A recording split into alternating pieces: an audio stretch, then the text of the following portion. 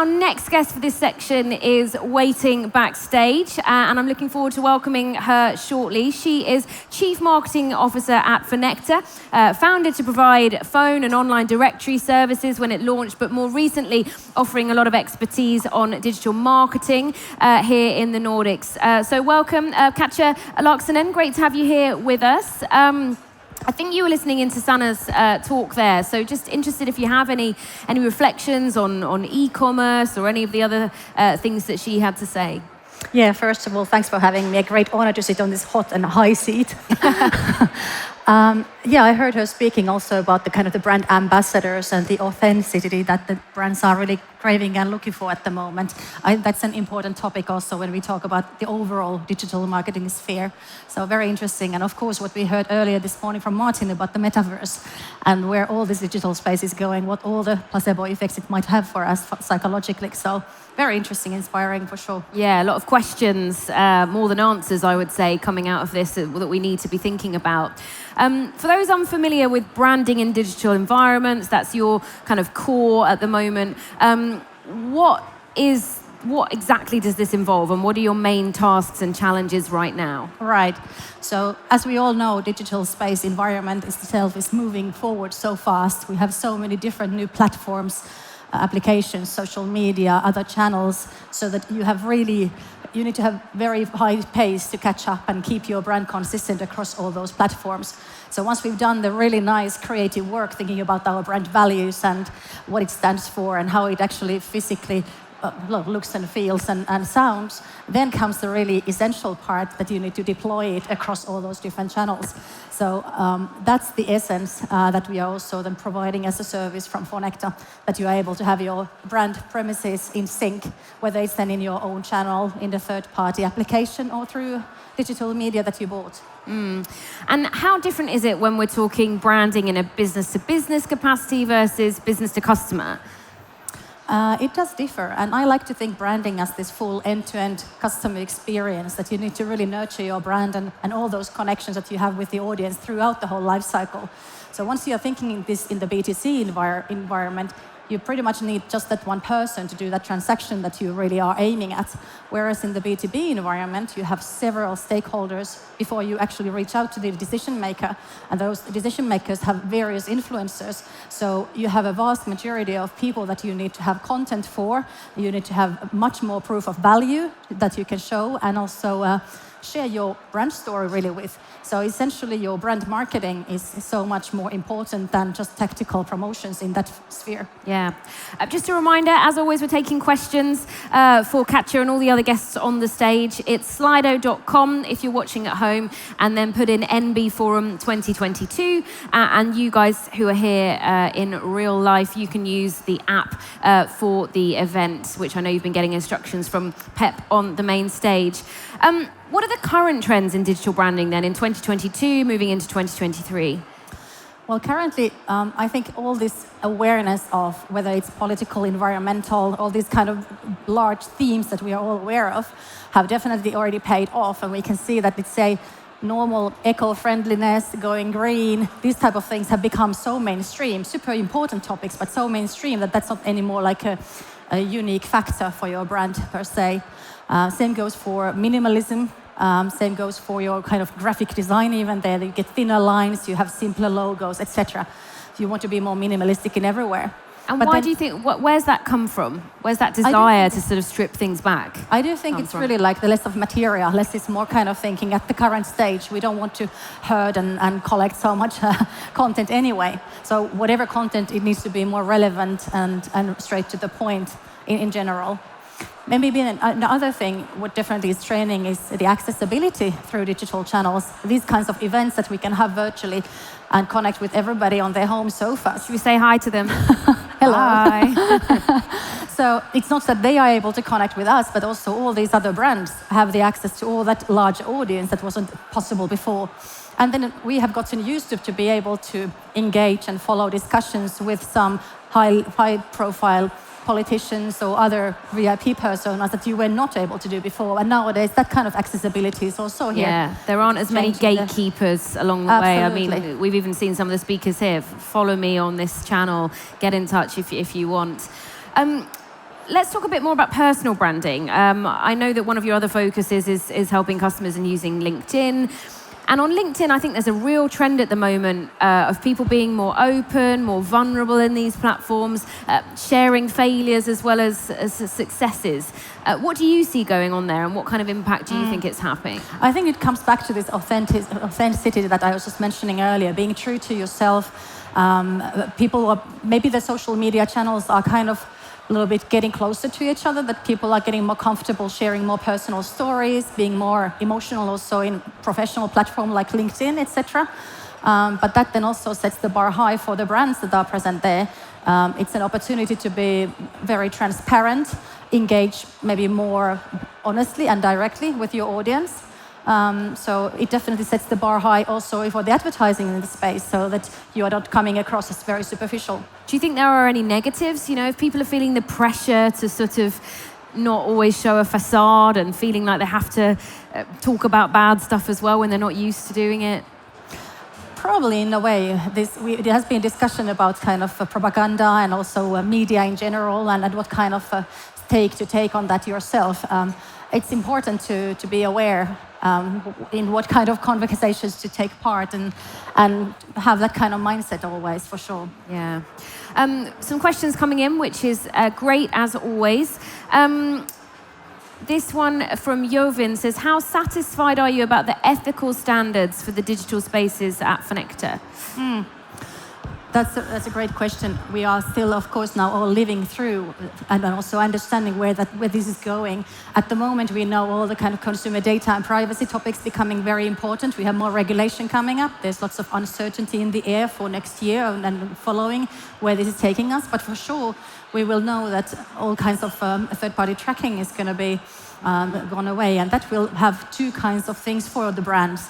One is we are not able to anymore really well focus on channel-specific measurements. We need to be able to set our own data and analytics skills and capabilities to be able to have some sort of an idea what kind of effect we actually have for sales at the end. So if in B2B world marketing has not been a commercial function before, through these kinds of changes, it for sure needs to be and become, so that you can measure the impact of your advertising. That's not really about the ethics. The other one about the ethics is that the change with these regulations is also then coming to the point that the content that you are creating, once we are taking away the fact that we can target really well to the audiences we want, when that's going to be spread further around, your content needs to become much more relevant and strong to your brand messaging. And therefore, you need to have more brand marketing in place across, so that your stories are listened to. So it's becoming more important. And ethics play a big role there, that's how you then do that. I mean, that's obviously your space, but I'm getting this message from someone who perhaps works in an organization where there's a bit more resistance. It says, Katja, how do you convince sales and other organizations that it is the brand marketing that has a huge value in addition to product marketing initiatives? Great question. I think there has been a lot of discussion lately, already during the recent decade, about going from product specific to more customer centricity, and thinking about that from the customer needs and requirements point of view. And therefore then also what I earlier mentioned about looking at the whole customer life cycle, understanding those needs in the beginning, during, and even after the life cycle, it's important that we are able to foster those engagements, and therefore have more brand marketing and this kind of general very strong messages across, rather than just product specific, because the product you are again kind of telling that this is what you need, whereas the customer might have something else in mind. So you need to be able to really cater for that. Thank you. Another question. What is your personal favorite social media platform for branding for companies? And I guess we also want to know why. Well, I guess LinkedIn is still kind of the number one in these kinds of things. And obviously, you can use it in several ways, but yeah, that's still the most prominent one. Why? Why do you think it's so effective? It has, well, I don't want to really kind of speak for them, but they do want to claim that they are the most reliable and kind of professional platform there is out there at the moment. And obviously, there is the biggest amount of people at the moment using it for those kind of discussions. So just simply from those kind of different reasons. Obviously, quite a traditional recruitment tool as well. And speaking of recruitment, what are you looking for from marketers and branding experts of the future when you're hiring and looking for people for your teams? Yeah, as we've seen already in B2C and then coming towards B2B as well, that the marketing as a skill set has broadened up a lot. So it's not anymore just about creative mind and being either graphic designer or copywriter, but those are important qualities as well. But marketing is more about data-driven. You need to have analytical skills. You need to have much more about automation and marketing technologies understanding. So when thinking about recruitment, you need to get some skill sets in-house, which are represented across this T-shape, let's say the horizontal part, and then you need to choose the specialism areas, which ones you then get in-house or acquire and outsource. And how have you found it in terms of retaining talent during the pandemic? And now we've been talking a bit on the stage here about the Great Resignation, which is a term that's come from the US. Not everyone's sure it's happening to the same extent here. But yeah, against this sort of global trend, not everyone, people are leaving jobs if they don't feel like it's the right fit more quickly.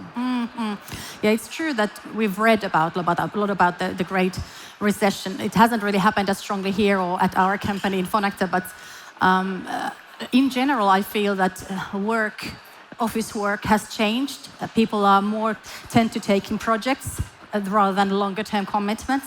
You can also pursue a career very differently these days. So it's not just going to be like one way to kind of enter a company and leave like 30 years later. So I do feel that mentality has changed anyway, the job hopping thinking. Yeah, but do you think people are still going to be doing that job hopping, project-based kind of thing in a time when we're entering into a global recession? You might expect them to want more security? Yeah, for sure. I think it depends very much on your personal situation. There was a talk yesterday earlier about this by Mickey. He was saying that actually kind of the employees are able to choose their bosses nowadays. And I do think that's true, even during the recession, for the best skills or skilled people to do so. However, during the recession, obviously, you need to have some security. And we've seen in some industries that this pandemic has really hit hard. So therefore, I do think that there's probably going to be some balance way in between. And the theme of this event is future-focused leadership. If you had to pick one thing, what would you highlight as the most important thing for leaders to focus on in the future? Wow, big question. I would say continuous self-development, learning, and you know only what you know. So there's always good to kind of come to places like this or others where you can really unhide your blind spots. Yeah, and what does it mean to you you're based locally in Helsinki, to have these big events on this scale, returning after the pandemic, seeing everything that's going on here? Oh, of course, it's wonderful to meet face-to-face after such a long time. I'm a people person for sure, so it's lovely to have this kind of engagement. And for Helsinki as well, we are kind of known usually from our startup scene, and we have a similar kind of event in November. So people call this like a slush for sweets. So yeah, it's great. It's a fantastic event. Yeah, I mean, Slush focuses a bit more on some of the emerging players, and I think there's a lot more established businesses here. I know you've been here for a couple of days, looking around. There's still a few hours to go. So for anyone that hasn't had a chance to explore, what have you seen? What would you recommend going on in the arena? I've been around rather a bit, but yeah, I definitely still want to go and explore. We have a nice stand there, also lots of people standing at Fonecta, so come and cheer us there. Yeah, fantastic. Well, we've got loads more coming up here from the HS Visio studio in the coming couple of hours. We're taking a break now, but I'm going to let you know what is coming up when we're back just before 2 o'clock, so that you can not book any meetings for them. No, we don't mind if you book meetings for them.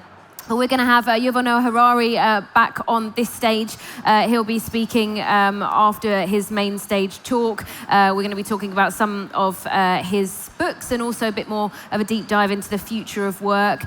We've also got, now I can finally say, Gary Kasparov. Now nobody knows now everyone knows that he's here. He's going to be here with Mika Aaltola, director of the Research Institute, the Finnish Institute of International Affairs. We'll be talking about the defence situation here. in Finland, things that are going on with NATO. Then we've got Zoe Chance. She'll be here talking to us after also being on the main stage, talking to us about some of her work, leading change and everything that she's been doing at the Yale School of Management in the US. And then we're also going to be hearing later on in the day from the winner of this year's speaker contest, talking a bit about fostering creativity in the workspace. So do check in with us later in the day. Do keep following the event online as well. Lots of people sharing their thoughts on the hashtag NB Forum 2022. So join the discussions there and tell us what you think. It's been fantastic to have you joining us once again on the live stream, those of you watching from home and in the office. And thanks once again to the audience and to our round of guests. Thanks to Katja. Thank you, Maddy.